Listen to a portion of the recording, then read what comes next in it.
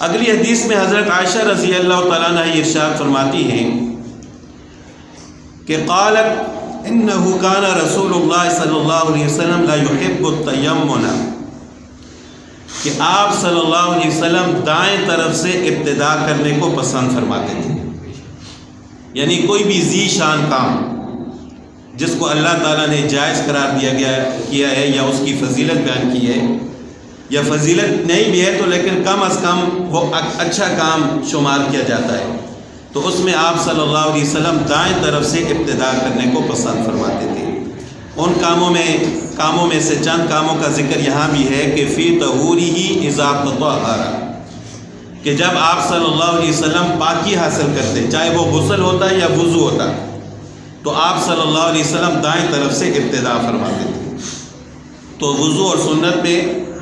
اور غسل میں سنت یہی ہے کہ انسان دائیں طرف سے ابتدا کرے، پہلے دائیں ہاتھ کو دھوئے پھر بائیں ہاتھ کو دھوئے، اسی طرح جو اعضاء دو ہیں، پہلے دائیں کونی کو دھوئے پھر بائیں کونی کو،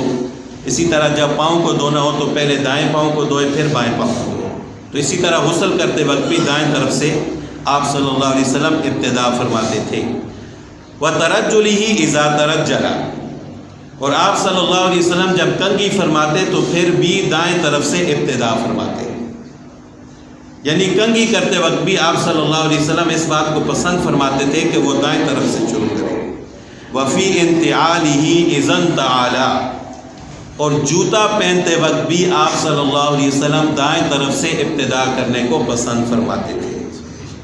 تو جوتا پہننے میں سنت یہ ہے کہ انسان دائیں طرف سے ابتدا کرے، پہلے دائیں پاؤں میں جوتا پہنے پھر بائیں پاؤں میں،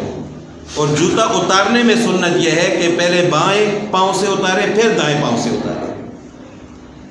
اب جب انسان مسجد میں داخل ہوتا ہے یا مسجد سے باہر نکلتا ہے تو دو سنتیں جمع ہو جاتی ہیں اور دونوں پر عمل کرنا چاہیے، لیکن علماء نے اس کا طریقہ یہ بیان فرمایا ہے کہ جس طرح جوتے اتارنے میں سنت یہ ہے کہ پہلے بائیں پاؤں سے اتارا جائے پھر دائیں پاؤں سے، لیکن مسجد میں داخل ہوتے وقت پہلے دایاں پاؤں رکھنا ہے پھر بایاں پاؤں۔ تو اب دونوں سنتوں پر عمل کیسے ہوگا کہ جب انسان مسجد میں داخل ہو رہا ہو تو اس کو چاہیے کہ پہلے بائیں پاؤں سے جوتا اتار کر پاؤں کو جوتے کے اوپر رکھ دے، پاؤں کو مسجد کے اندر نہ رکھے بلکہ جوتے کے اوپر رکھ دے۔ اب ایک سنت پر تو عمل ہو گیا،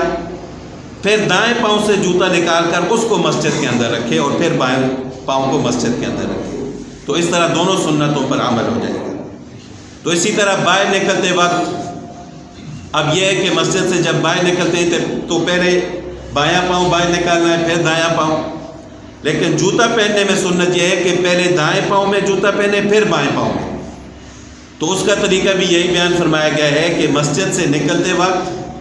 بایاں پاؤں پہلے بائیں رکھ کر جوتے کے اوپر رکھ دیں، جوتے کو پہنے نہیں بلکہ جوتے کے اوپر رکھ دیں، یہ ایک سنت پر عمل ہو جائے گا۔ اب دایاں پاؤں باہر نکال کر پہلے اس میں جوتا پہنے پھر اس کے بعد بائیں پاؤں میں جوتا پہنے، تو اس طرح دونوں سنتوں پر عمل ہو جائے گا۔